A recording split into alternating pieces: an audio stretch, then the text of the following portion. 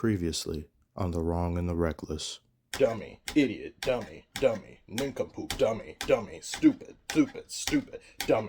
How, despite having a negative 20-inch vert, is Commissioner hitting his head on the backboard? Let's take a look under the hood.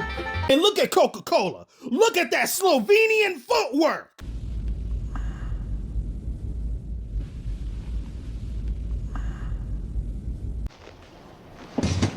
So, you screwed up. You know what you did was wrong. The question is, how are you going to make things right? It's going to be really fun to see how it will be ended.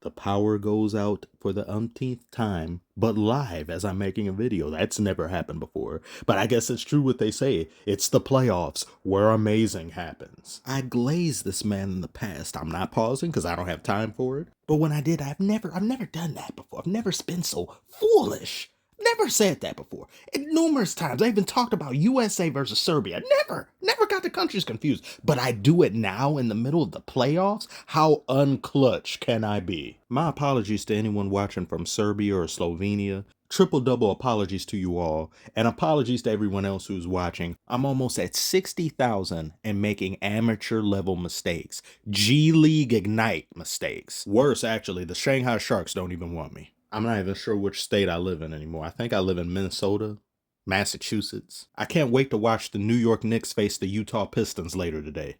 Now, as for this Warriors-Rockets game. Difficult for Curry. A play on and a basket by Eason. You can't keep getting away with it. You can't keep getting away with it.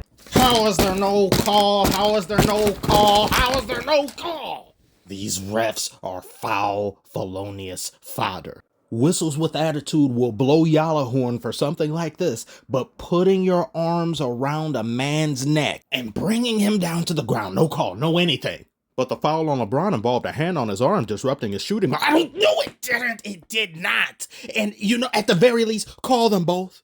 Can we agree on that? Call them both.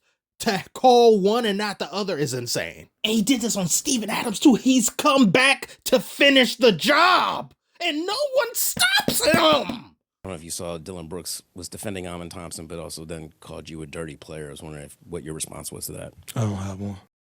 Say the words. Say you are a dirty player. You make a comment about Jalen Green's nails post game, and did he take umbrage to that? If so, That was kind of funny.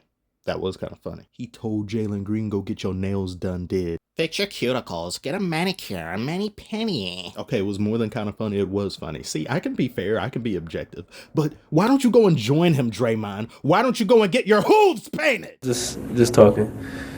He can't really do much of anything else, so talking his only way. Yes. That he can't. Jalen Green, that he can't.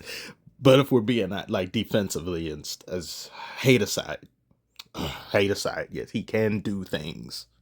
Not that many, but he can do things exceedingly well. And now on to Curry.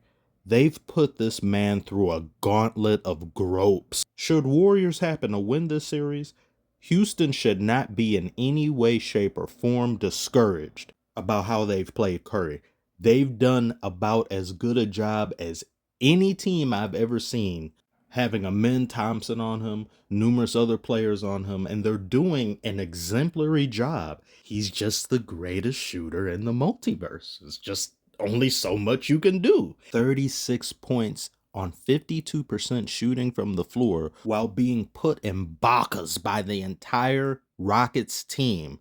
9 assists, 7 rebounds, 2 blocks, and a steal. It's gotten to the point now.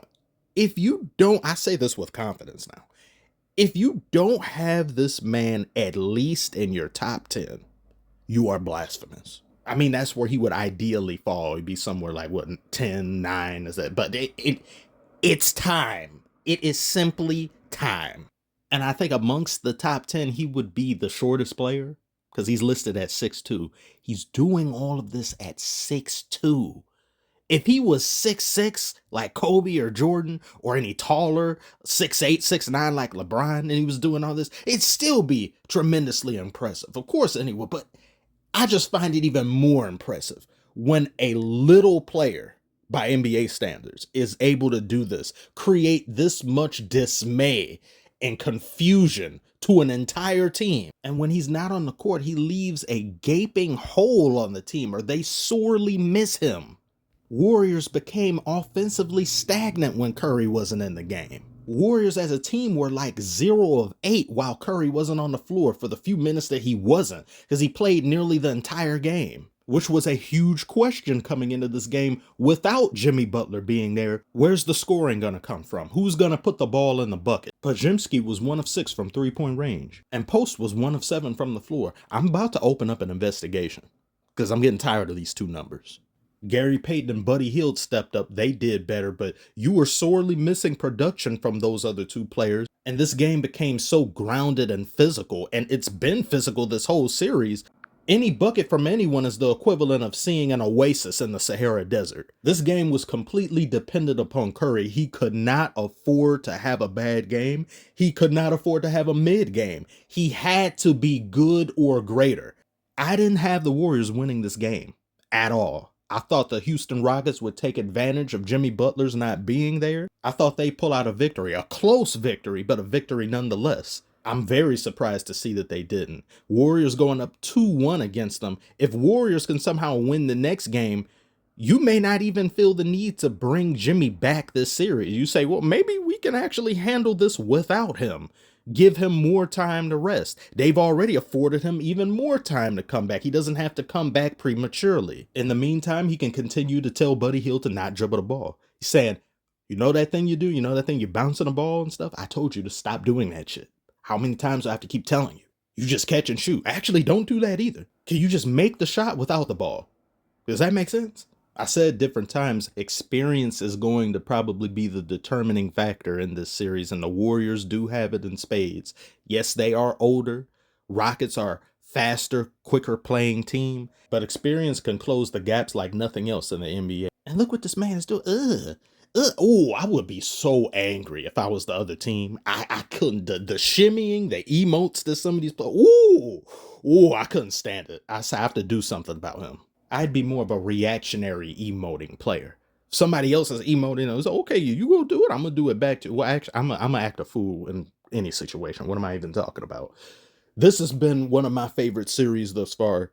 Clippers and the Nuggets is number 1 for me so far. This second, Timberwolves, Lakers third, Thunder and Grizzlies at the bottom for obvious reasons. Just nothing you can do. Far better team. They made you look like the 8th seed that you are. You never had a chance, and the West is fine without you.